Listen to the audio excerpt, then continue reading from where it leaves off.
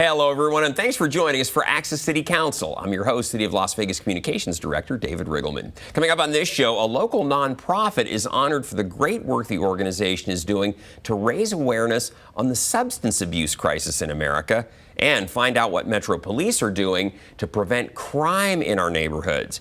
Here to discuss these topics and a whole lot more is the councilwoman who represents Ward 2. You know who it is, Victoria Seaman. Welcome back. Oh, I'm so happy to be here. Thank you. How are you? Doing well. You know, we're kind of maybe, is the hot weather kind of maybe behind us now? I hope so. Yeah. I hope It's so. been a brutally warm summer, but now we're into the fall time, and yeah, we'll take it. And the weather's beautiful. We're walking our dogs again. Exactly.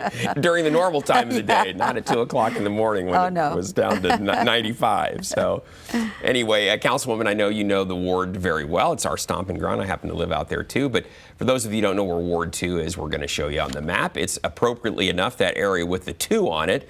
It's out in the northwest area, basically west of the Rainbow Curve. If you live in that area or work in that area, then of course you're in the city limits of the city of Las Vegas.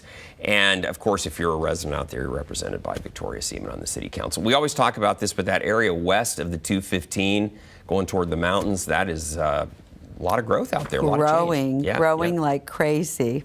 Yeah. Hopefully we don't run out of space. Or water either. There's always that water too. Exactly. Exactly.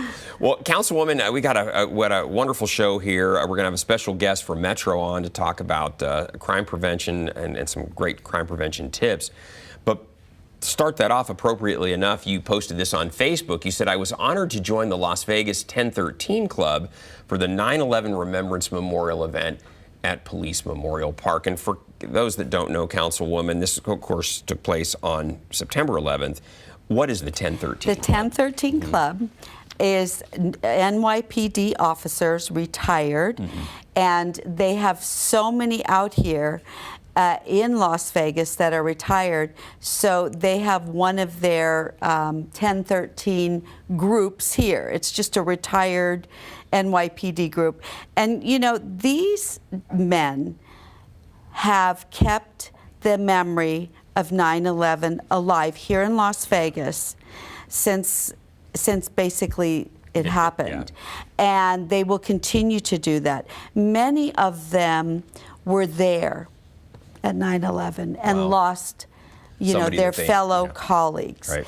And I am just grateful that they've made me a big part of this. They are wonderful men, and they want to keep that memory alive. And I want to help keep that memory alive, because we need to remember we lost so many people, and the stories, the heroic stories of those first responders, we can never forget. No, and you can imagine, you know, the buildings get hit by the airplanes, and of course everyone's trying to get out, and it's the same thing. You know, first responders, what are they doing? But they're in fact trying to run into the building, and many of them, as we know, never came out. And so that's right. Yeah, that's right. We lost 23 New York PD officers. We lost, I think it was 343 firefighters that day.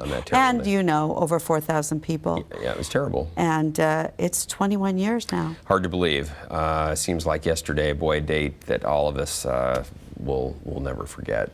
Bad day for America. But we move on by remembering those who we lost. And so good for you. You guys did that out at Police Memorial Park, of course, on September 11th. And that's been an annual tradition. Will be, I'm sure, for years to come. So, and then, Councilwoman, along those same lines, remembering those who've served their country in a different capacity in the military, those who've been injured, wounded while in the military. The Purple Heart has a chapter here, Purple Heart chapter. There are several chapters. This is one of the chapters that does meet in my ward, in Summerlin. And so they invited me to come and visit with them. And they're just wonderful, wonderful gentlemen that I see out in the ward sometimes. And, you know, it's great to remind them of how much we appreciate their service.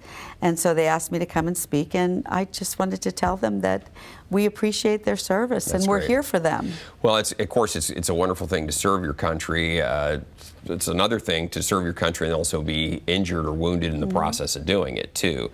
So I'm glad that those guys aren't forgotten. a lot of wounded vets are out there these days. There are. You know, it's funny, the city supports the Purple Heart chapters each year. On August 7th is Purple Heart Day. That's correct. And so here at the city, we will fly a Purple Heart flag that was given to us by one of the chapters to remember the sacrifice. So it flies in place of the city flag on that day. And we'll fly it on a couple other days. And do we turn the building purple? I think we do. We do, in their honor Yes. as well, on August 7th. So City Hall, the lights on the outside, we can make them change colors, pretty cool. And so It's very cool. So we remember the Purple Heart chapters as well. Councilwoman, September is National Recovery Month. This has been a passion of yours. Yes. It's something you've really paid attention to. Yes. Addiction recovery, mental health awareness. And you recognized the Foundation for Recovery at a recent City Council meeting back on September 7th. They were recognized in our ceremonial portion of the agenda. Yes, and it is, it is Recovery Month, and so I found it appropriate to recognize them at that time. They've done so much for the community in awareness at the legislature, trying to take away the stigma. Right. It's near right. and dear to all our hearts because I think we all have lost someone or know someone who's lost someone to addiction. Mm-hmm. It's a terrible disease, and it's something that we need to stop the stigma, and we need to help. Right. It benefits the families, it benefits the communities, and so these guys do a great job at the foundation in really changing lives, so we recognize them. And I think it was interesting in what you had talked about. The group uses kind of shared experiences to help people understand, look, you're not in this alone. Mm-hmm. It's okay that if you're feeling these things, this is how maybe to cope with it and to get yourself through what could be potentially fatal lifestyle. Right. Yeah. Right. And we've lost so many people, especially during COVID, to overdose. Right. And so we really need to do more as a community, and this is what Foundation has been doing. Right. And so any way that I can help them, I do, and I was happy to recognize them. You know, Councilwoman, I know one of the things that you've been very cognizant of and obviously helped try to get the word out to the community on is just the opioid crisis that we're facing in the country. And then kind of in tandem with that, this whole issue with fentanyl, where people are replacing the fentanyl for the opioid. And it's very dangerous. It's extremely dangerous. It's deadly. And but when you're fighting addiction, you sometimes take that chance. So we really need to get the word out that that this is deadly, and we need to help as many people as we can with the disease. Yeah. Councilwoman, there's help out there, right? If people need help, they just need to reach out. They need to reach out. I mean, reach out to one of these organizations, Foundation for Recovery. They can reach out to my office. We can get them to an organization, but whatever we can do to help, because it just really is good for the community, as I said, and it's good to save lives. Yeah, absolutely. Along those same lines, too, Councilwoman, people may not be aware, but along the lines of suicide prevention, which often mental health awareness, sometimes addiction, these go hand in hand. Definitely. Is the new 988 number. You can call 988 and be connected with somebody if you're contemplating suicide who can talk with you right away. That line is going to be that's answered wonderful. 24/7, I did not know about that line. Thank you for bringing that up. And those operators are across the state of Nevada. So, and if for some reason they're busy, and there are many of them, there's about 100 of them.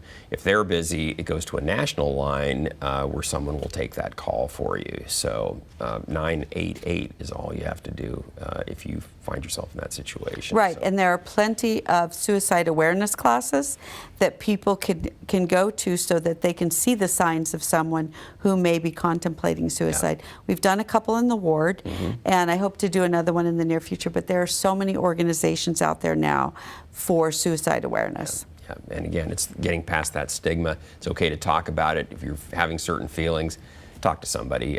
Don't try to keep it hidden or feel like somehow the world's going to think less of you. So. Yeah, definitely. Councilwoman, and then along the same lines, speaking of recovery, you hosted and moderated a panel discussion on recovery, and this was aimed at businesses, right? And helping their employees deal with addiction, right? So Foundation for Recovery has started a program where they will recognize and train businesses to work with recovery and employees who are in recovery. And at that meeting, we actually handed out certificates to those businesses. That's great. So it's really important if you're a small business to be in touch with the Foundation for Recovery, and you can become a recovery-friendly business as well. And I think this is important because a lot of employees don't know that they may be dealing with somebody who has problems with addiction. And they can get help for that. Councilman, you said that too. Addiction affects everyone, even if it's not somebody in your family, even if it's not someone in your neighborhood per se, it still affects all of us in some way, shape, or form. Because chances are if you're working, there's someone in your organization who's battling an addiction problem, whatever it might be. And so it affects everybody, including businesses and potentially your coworkers as well. Absolutely. So anyway, Foundation for Recovery is a great program. Small business owners, great opportunity to reach out to them, get more information. Also, too, to figure out maybe how to protect your own business, but also the well-being of your employees as well. That's right. That's correct. And individuals who want to reach out to them for help. They act as a triage. They can help them with whatever their needs are, getting IDs, getting them back on their feet, getting them into recovery. So it's just a great program all around. All right. Good deal. And then, Councilwoman, I love this. You posted this on Facebook. You said, I was proud to work with my friend at City Impact Center to secure a grant to renovate and upgrade their community computer lab. So tell us about this group. Well, during COVID, so many nonprofits suffered as well as businesses. And they really needed to upgrade their computer labs for the children. They do so much for the community, from children to adults to seniors. This is just a great nonprofit organization. And she reached out to me after COVID and said, we really need help. So we were able to secure a grant through the American CARES Act money to help them to restore that lab. Gotcha. And what do they do there, Councilwoman? It's a wide range of people. What's their primary focus? Primary focus, they feed the hungry, they house people, they get people homeless back on track, they have a senior housing, they take care of children during the day after school programs. Gotcha. They do so much. They are making an impact, They are making an impact, I mean, I toured the place. I've learned about it through my friend Elizabeth Gallagher, who works with them. And I was so happy that they have a computer lab for the children now. And so it's up and running, and thanks to some money funneled through the city, that worked out very well. So. And Councilwoman, this is a great tradition in your ward. You have the Breakfast Buzz in Ward 2 Biz. It's an opportunity to sit down, break bread on a Saturday morning, generally with your constituents. You always get a good crowd. Look at this. We've grown out of all the restaurants. We have to now do it over probably at Veterans Memorial. But I'm grateful. I love it. It's people come together. We break bread. We talk about the issues, and it's so great because Metro sends one of their officers over to answer questions. We have a marshal there, and people really engage with what's going on in the community, whether we have a new group home coming to the community, we have this, we have that, but people want to talk about those issues, and it's just a great opportunity to talk about a lot of constituent issues at one time. People usually call into the office, they call me, they text me, but here we have everyone together, and we can start taking care of those issues right away. Builds a little bit of community too. You're going to meet your neighbors. People have common concerns or likes or dislikes. They're all there together. And it's interesting too, Councilwoman, I think it's just, I love the informality of it, because I think there's always this impression if you have to come to City Hall, it's like, oh boy, it's City Hall, and that has that that kind of will they even be listening to me, tone to it. But something like that, it's very casual. It's like you're just sitting. We even dress casual. Exactly. To make everyone feel comfortable. Here we are. We're just your neighbor. Right. But and people get to know one another. Right. That's very important too. Yeah. I've noticed the turnout of those things just has gotten. You're going to need the convention center. We have to move. we cannot go to these restaurants because we can't take over the entire restaurant. Yeah. Well, maybe we can. I don't know. But I'm grateful. I'm so grateful.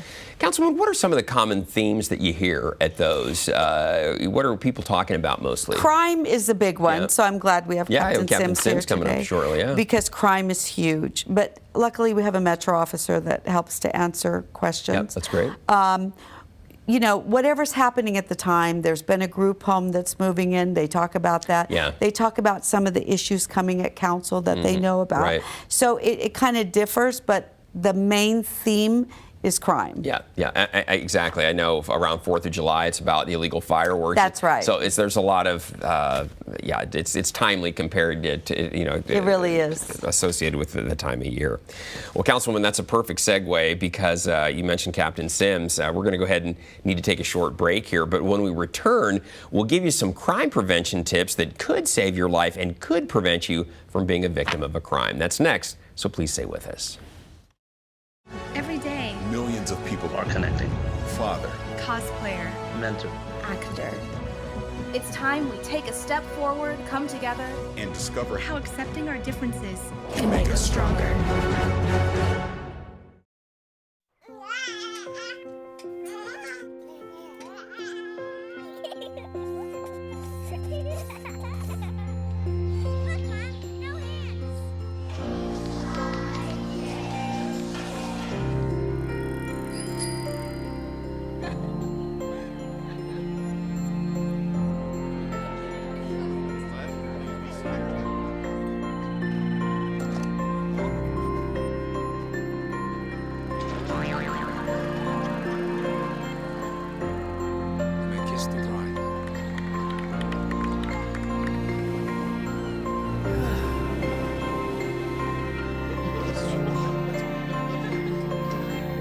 A full life, measured in seats, starts with the right ones early on.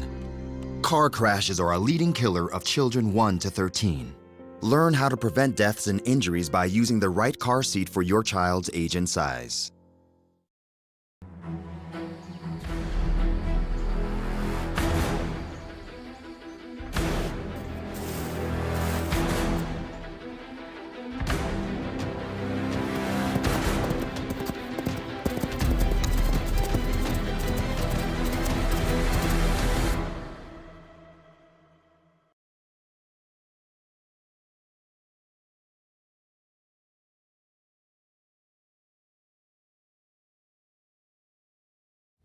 Welcome back, everyone. Crime happens every day, and the best means of prevention are awareness and preparedness. Knowing what to do when faced with a dangerous situation could help save your life and certainly prevent you from being a victim of a crime. Here to talk about all of these things and more is the captain of the Summerlin Area Command, Mr. David Sims. David, thanks so much for being on the program.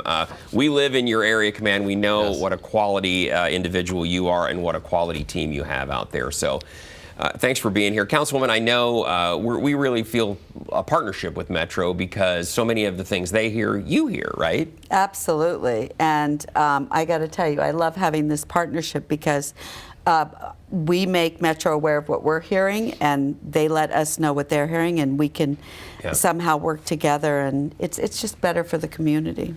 Well, you mentioned that on your last Breakfast Buzz, crime was a hot topic, and so, David, it's a perfect opportunity to talk with you. Captain, what are some of the things, what are the most common calls that you get out in the Summerlin Area Command? And I'm assuming these are going to be similar across the valley, but out in your neck of the woods. Yes, sir. No, it's a great question. Las Vegas as a whole is very safe, especially when compared to the rest of the country and in a post-COVID world, if you will. Right. But the bottom line is we still have, those people that take advantage of that, all the way up to the predators. And I think that what we have seen in a perfect storm, and what's driving a lot of the crime across the valley, but especially in Summerlin, is our property crime. Between, again, the end of COVID, supply chain issues, everything costs more today. It's kind of ripe for people to choose to try and go steal something and victimize the good citizens of the city. So I think that's driving the most of our crime at this point. So, David, is it burglaries that you're seeing most of? Auto burglaries, home burglaries, thefts of packages off porches? What? Probably all the above. All the above. I think we're coming into the season of the package thefts, but every other item that you did mention, we do see. We do have home burglaries. We see a lot of that. We see a lot of the vehicle burglaries, and then the ripple effect from that. If you steal a car, it's not uncommon you see that car be used to facilitate other crimes. Yeah, right. Because it's a way to almost cloak.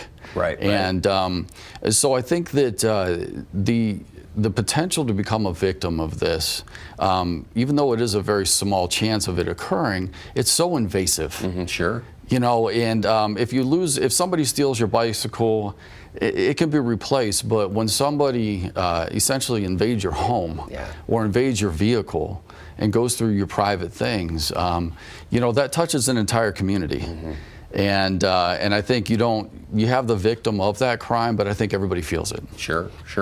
And Councilwoman, I know you hear that. That's the concerns often come to your office about, hey, I'm concerned about this or that, and so I know this is something that you guys both hear a lot from the public.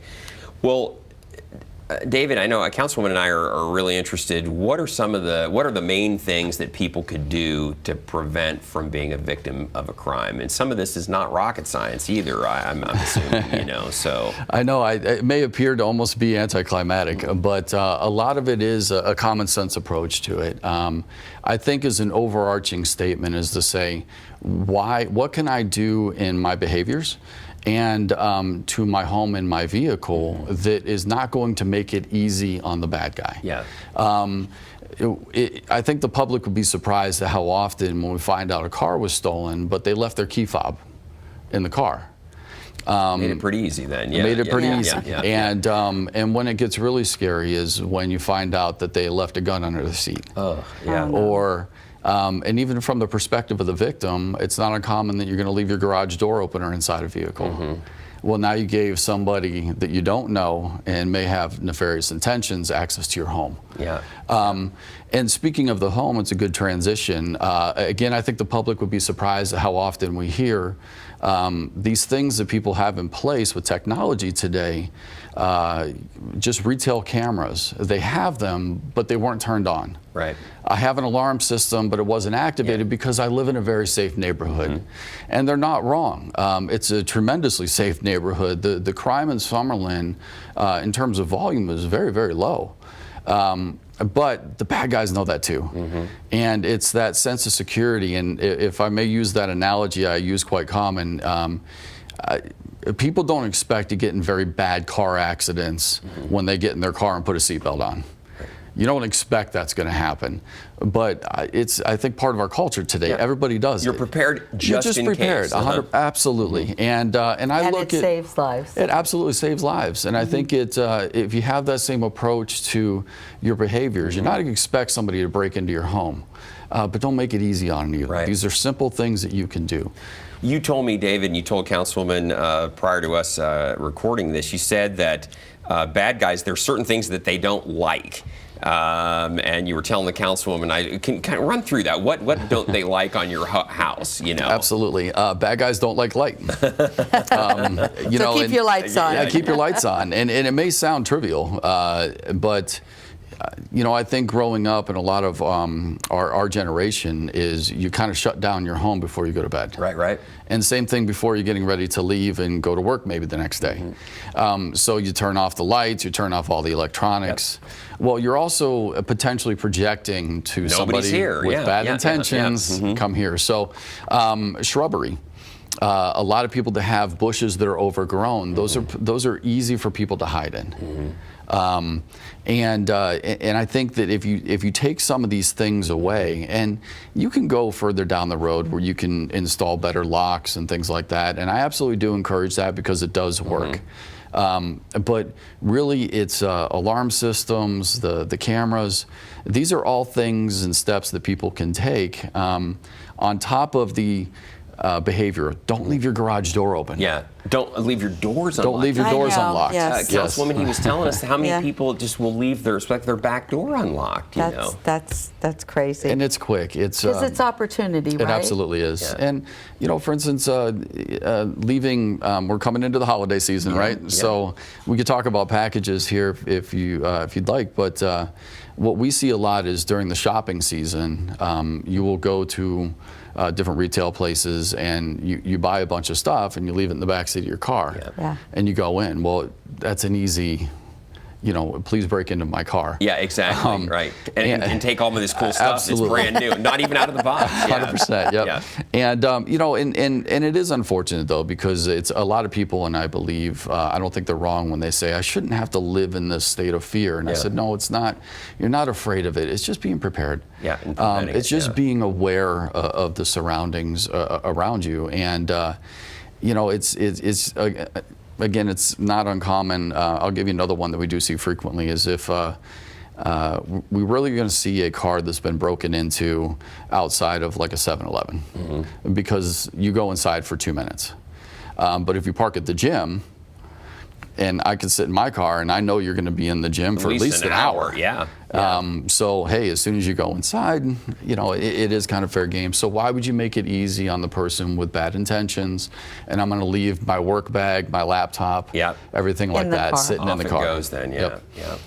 And let's talk about why it's so important for these folks to go out and adopt a dog. Yeah, good point, Councilwoman. No, but it was we had a great conversation. I'm also a dog lover, and we've had a lot of conversations, I think, over the last year about this. And it deters the bad guy. Yep, and you know, it is a deterrence, and so it always good to have yet again another layer of security, if you will, in your home. Totally agree. Got a 90-pound German Shepherd that agrees with you. So, it is a deterrence. I'm going to go find someplace else. Scares me sometimes. So. Yeah.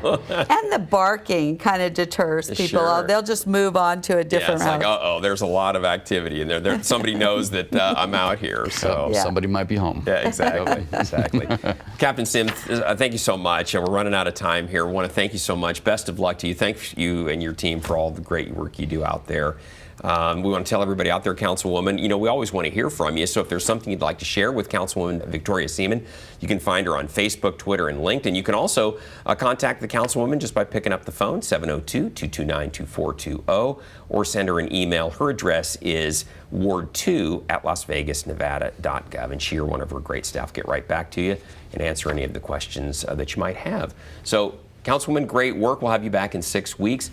Captain David Sims, thank you for being here. Best of luck to you. Thank you we'll for have the you back in the invite. future, maybe get another update. I would love it. It's a great discussion I love the today. partnership. Thank you very much. It makes me want to go home and take a second look at everything I'm doing. So, David, thank you. Councilman, thank you. And folks, don't miss our next show beginning on September 29th with Ward 5 City Councilman Cedric Creer. You can now catch all of our KCLV shows on Apple TV, Roku, and Amazon Fire. Also, watch for our QR code during the closing credits of this show to download that and subscribe to our newsletter. And don't forget, you can watch us live on the internet at kclv.tv. Thanks for joining us, everyone. We'll see you next time around.